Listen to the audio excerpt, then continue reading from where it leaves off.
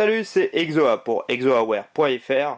Aujourd'hui, on va parler de l'iPhone 5, le tout dernier téléphone de chez Apple. Un produit un peu controversé, on va voir ça aujourd'hui. On va faire d'abord un premier tour des spécifications et puis par la suite, je vous donnerai mon avis. Pour moi, ça fait à peu près 2 jours que je l'utilise, hein. Je l'ai reçu vendredi matin, donc ça m'a laissé un peu le temps de jouer avec. Bon, vous allez voir un peu ce nouveau produit, un produit plutôt pour moi intéressant. Mais bon. Pour commencer, je voulais vous montrer deux versions antérieures de l'iPhone qui étaient plutôt majeures, le 3G et l'iPhone 4. Ce qui est vraiment intéressant, c'est qu'on voit que le design reste plus ou moins toujours le même. Vraiment, Apple a voulu garder cette lignée. Mais bah, bien sûr, par la suite, on a gagné en design et aussi en grosseur et en poids. On voit vraiment que la différence, que l'iPhone 3G était beaucoup plus gros que les deux autres. Pareil que l'iPhone 4 est encore plus gros que cet iPhone 5, même avec son écran plus grand. On voit vraiment cette lignée, je trouvais ça plutôt intéressant de vous montrer ça. Bon, voilà. Aujourd'hui, nous, ce qui nous intéresse bien sûr, c'est notre iPhone 5. Alors, on va retirer ces deux produits, hein. Voilà. On va faire le tour un peu du packaging, qui reste à peu près toujours traditionnel chez Apple. Alors, bien sûr, ici, on retrouve notre iPhone 5. On retrouve la documentation et le petit outil pour ouvrir le tiroir. On va retrouver nos nouveaux écouteurs Apple. Je les ai pas encore déballés, je les ai pas encore essayés. Je vous ferai une vidéo spécialement avec pour vous donner mon rendu, mais je ferai vraiment parce que je pense que c'est un produit intéressant et je veux vraiment vous faire un test à part. On retrouve bien sûr le chargeur USB et le fameux câble Lightning avec son nouveau connecteur qui est beaucoup plus petit. C'est vrai qu'on le voit hein, comparé à j'en ai pas à côté de moi. Non, des anciens connecteurs 30 branches. Bon, ils ont dû créer ce nouveau connecteur en fait tout simplement parce que le produit étant de plus en plus fin, ça devenait compliqué de laisser ce connecteur 30 branches. Bon, il fallait savoir quand même que Apple, ça faisait un peu plus de 10 ans qu'utilisait ce connecteur sur les iPods. Donc bon, je trouve ça normal que ça évolue. Alors les gens crient au scandale avec le fait que les docks ne soient pas compatibles et quoi que ce soit. Il y a quand même des adaptateurs qui existent, hein, qui passent du 30 broches à ce fameux petit connecteur Lightning. Bon, je trouve par contre le prix des adaptateurs un peu élevé, parce que ça va du câble comme celui-ci qui vaut à peu près 19 euros. Le connecteur 30 broches Lightning vaut 29 euros et celui-là qui est le connecteur 30 broches, en fait vous avez un petit câble de aller 50 cm et le connecteur vaut lui 39 euros. Ça, je trouve que c'est un peu abusé. Après qu'ils doivent évoluer pour que ça soit plus fin, c'est normal, hein, ça devenait compliqué. Bon, voilà, au niveau du packaging, rien d'extraordinaire. Il n'y a pas de... Oui, des gens disaient qu'il y avait un adaptateur qui était fourni avec. Il n'y a pas d'adaptateur de fourni dans la boîte. Voilà. Alors, cet iPhone 5, on retrouve bien sûr hein, son écran beaucoup plus grand de 4 pouces, qui permet vraiment, vous voyez, de bien l'avoir en main et de pouvoir, avec son pouce, l'utiliser vraiment que d'une seule main. C'est vraiment plutôt pratique comparé par exemple au HTC One X que j'ai pu utiliser ou par exemple un Galaxy S3 avec son écran de 4,8 pouces où là ça devient plus compliqué d'une main.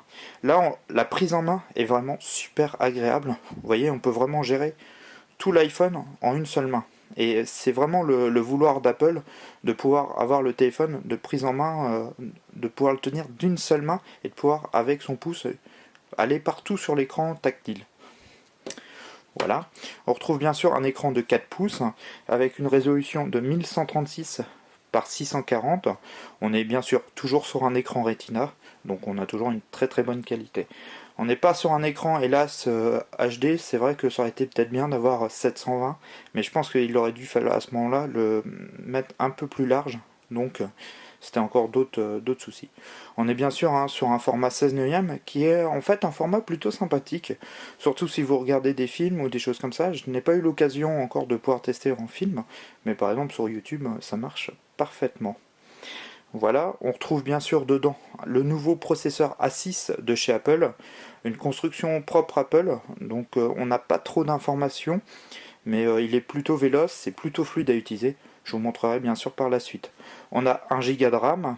On va retrouver en connectivité, bien sûr comme d'habitude, du Wi-Fi, du Bluetooth de 4ème génération, de la 3G, de la 3G+, et de la 4G, mais qui ne fonctionnera pas en France ça, pour le moment.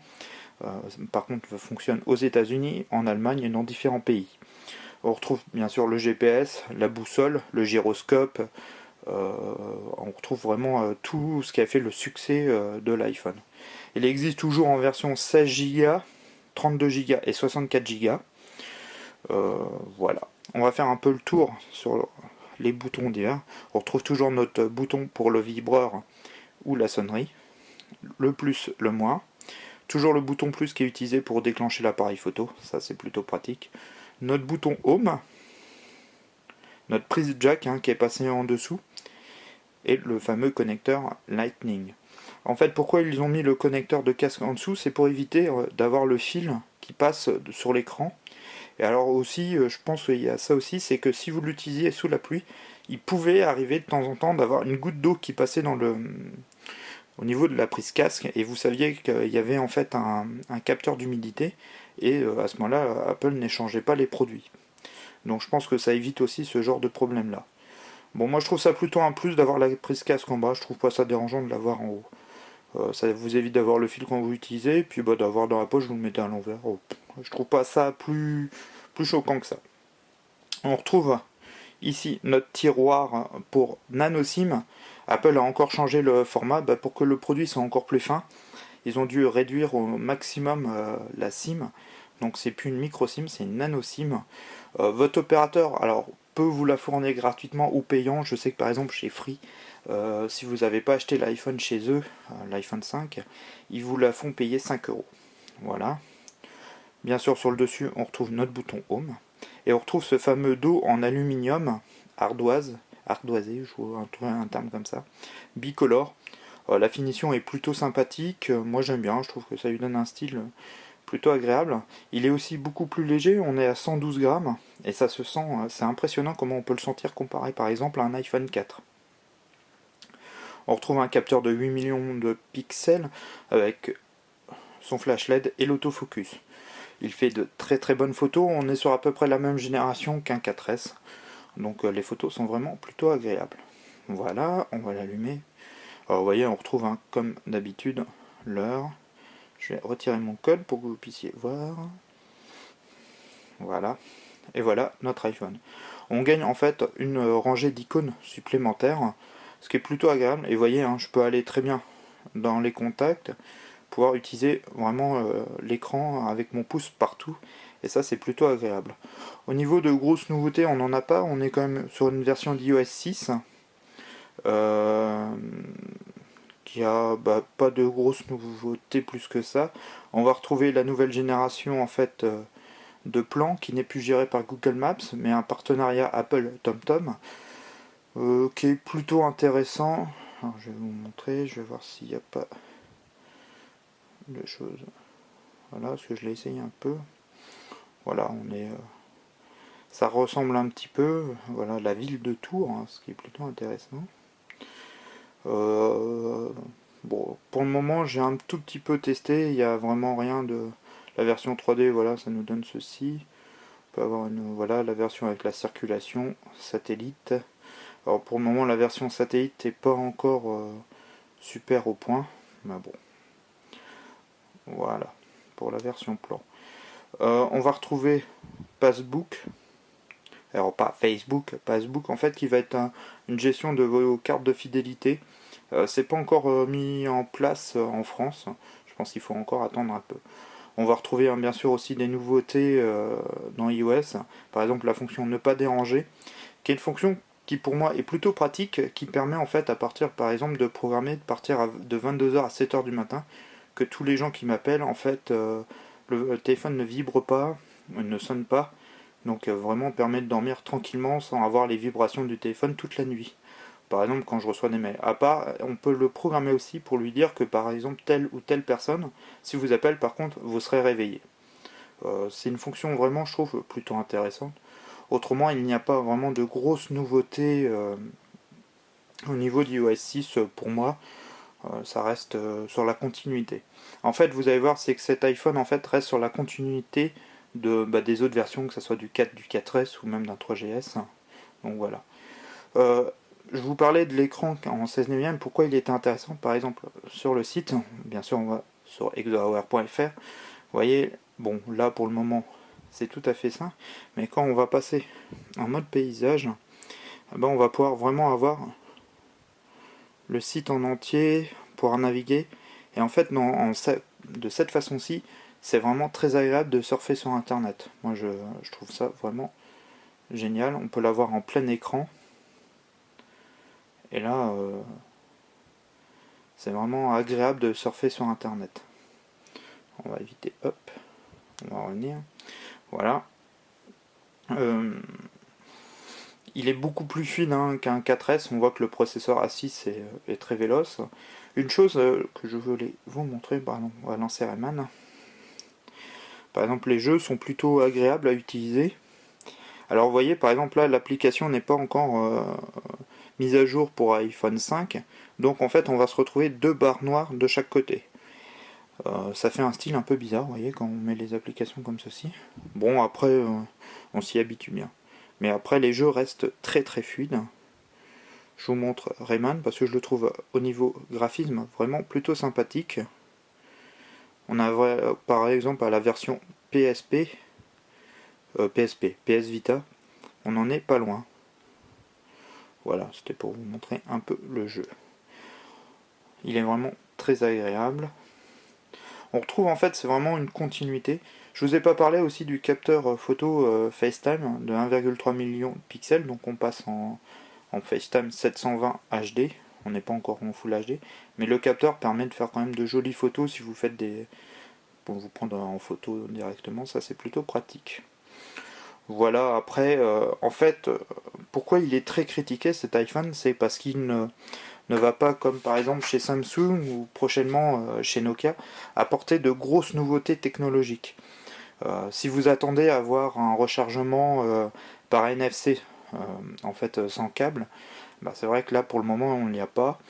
La 4G en France ne sera pas disponible sur cet iPhone, mais bon, en sachant qu'en France, la 4G devrait arriver à peu près fin d'année et n'est pas encore tout à fait mise en place. Donc je trouve pas ça encore une grosse utilité. Et quand même 3G+, on arrive quand même à avoir des débits proches de cette 4G. Donc pour le moment, je trouve pas ça encore dérangeant qu'il soit pas 4G. Après, on lui reproche de ne... oui, je vous ai parlé du NFC, pas de la recharge électro. J'ai confondu les deux. Euh, il n'est pas NFC, donc vous pouvez pas par exemple payer sans contact, ou par exemple si vous avez une enceinte NFC, passer devant comme ça le téléphone pour qu'elle puisse avoir votre musique, comme peut le faire le prochain Lumia 920. Et vous n'avez ni la recharge en fait par induction, c'est ça que je voulais parler, excusez-moi, je vous ai fait, j'ai dit une erreur.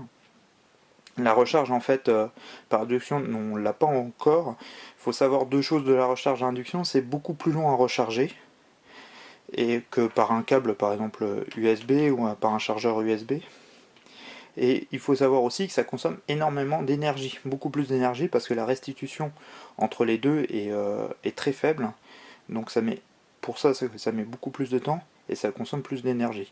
Pour une période un peu écologique, c'est pas encore le cas. Et il faut savoir que la base électromagnétique bah, est toujours connectée au secteur, donc il y a toujours un câble qui reste. Bon, c'est vrai que ça peut être un plus sur un téléphone.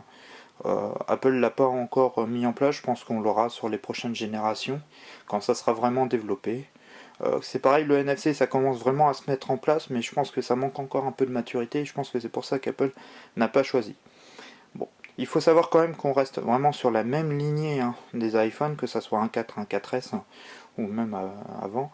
Je pense qu'Apple a préféré rester dans son écosystème, et permettre aux gens qui avaient un 4S de pouvoir aller sur un 5 sans problème, un 4 sans problème. Là, je suis même passé du 3G qu'il y avait dessus, vraiment sans aucun souci. On met à jour, on récupère toutes ces données.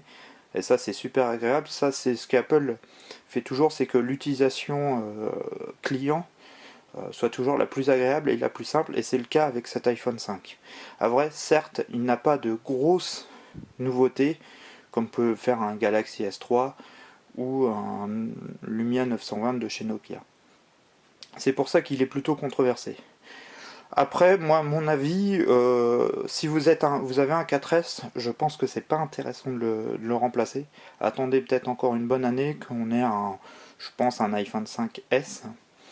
Par contre, si vous passez d'un 4 ou d'un 3GS, passer au 5, il est vraiment très très agréable. Je vous le conseille franchement parce qu'on c'est agréable. On passe d'un 3GE ou 3GS, on passe à un 5, et ben tout, on connaît, on sait comment ça se passe. Il est plus puissant, il est très agréable, il fait de superbes photos. Et ça, c'est vraiment génial. Vraiment, pour moi, ça reste quand même un très bon téléphone. Certes, qui n'a pas les toutes dernières technologies, mais qui est performant, qui fonctionne plutôt bien. On sait que on va retrouver toutes nos applications, on va retrouver. C'est quand même Apple a quand même le plus gros catalogue d'applications, hein, que ça soit Android ou Windows Phone. Donc on va retrouver tous les jeux, vraiment tous les derniers développements, choses comme ça. Donc ça je trouve ça génial. Ce c'est pas aussi le fait que le téléphone soit puissant, des choses comme ça, c'est que si derrière vous n'avez pas d'application, vous n'avez pas les jeux que vous voulez jouer ou des choses comme ça, c'est quand même un peu dommage et un peu embêtant. En fait, il y a pas, en fait, cet iPhone 5 est plutôt une évolution de l'iPhone 4 ou 4S, mais pas une révolution comme les gens l'attendent. Il faut savoir qu'Apple par la suite ne peut pas révolutionner tout le temps, tous les ans, les téléphones. C'est ce qu'on leur demande, mais c'est, je pense, pour eux compliqué. Voilà. Bon, le fait du nouveau connecteur, moi j'utilisais beaucoup d'enceintes déjà, que ce soit par AirPlay ou Bluetooth, donc j'ai pas de gros problèmes. La plupart maintenant des enceintes en plus le sont, donc je vois pas ça plus comme un gros problème. Je peux comprendre après des gens qui ont acheté des enceintes dock, qu'ils sont embêtés. Bon, il y a des adaptateurs, c'est peut-être pas pratique, mais bon, voilà. Euh, Autrement, la finition, les choses comme ça, je trouve ça plutôt bien. Faites attention, j'ai vu des vidéos des gens faire attention avec le dos en aluminium, avec des clés ou des pièces qui peuvent rayer, mais très bien quand même le dos. Donc faites attention. Je pense que sur une version traditionnelle, il n'y a pas de souci. Mais faites attention avec des parties métalliques, des choses comme ça qui peuvent rayer le dos. Voilà. Ça reste quand même dans l'ensemble un très bon téléphone. Je pense que si vous passez d'un 4 ou d'un 3GS ou même un 3G, vous en serez super content. On gagne en fluidité, l'écran que soit plus grand est vraiment très agréable, on l'a très bien en main. J'ai beau être pro Apple, ça reste quand même un très bon produit. Certes décevant parce qu'il manque certaines technologies, ce que je peux comprendre chez certaines personnes, mais même chez moi je peux comprendre que on n'est pas à la recharge électromagnétique ou la NFC. Je trouve ça un peu dommage parce que c'est des technologies qui arrivent, certes peut-être pas encore abouties, mais qui arrivent. Donc voilà. Mais ça reste quand même un très bon téléphone. Je pense que si vous avez déjà un iPhone, vous ne serez pas déçu. On reste vraiment sur les mêmes lignées. Et toujours un confort d'utilisation toujours agréable. Voilà. Je voulais aussi vous remercier comme toujours, hein, parce qu'on arrive là aux 300 abonnés. Vous êtes toujours de plus en plus à me soutenir et ça fait comme à chaque fois je vous dis, ça me fait chaud au cœur, mais c'est vrai, c'est quelque chose qui est très agréable et qui me permet de continuer à vous faire des vidéos et des projets. Je voulais aussi vous remercier parce qu'il y a en fait, je me rends compte qu'il y a une grosse communauté francophone. On a des gens d'un peu près partout dans le monde, que ça soit le Maroc, l'Algérie, la Tunisie, la Suisse, la Belgique. Ça vient de partout dans le monde, de l'Afrique, que c'est vraiment même des États-Unis, du Canada, de l'Asie. Merci à tous de me suivre. C'est très agréable de se rendre compte qu'il y a des gens à l'autre bout du monde qui regardent mes vidéos. Ça fait bizarre, mais c'est très agréable en tout cas. Voilà, je voulais comme toujours vous remercier. J'espère que cette vidéo vous plaira sur cet avis sur l'iPhone 5. Et puis il y a encore plein de choses qui vont arriver. Je vous prépare une petite surprise et sûrement un concours pour les 500 abonnés. On a encore un peu de temps, mais ça arrive à chaque fois de plus en plus vite. Donc voilà, ça se prépare et je vous prépare encore plein de choses. Voilà, je vous souhaite une bonne journée et puis à très vite sur exoaware.fr. Allez, ciao!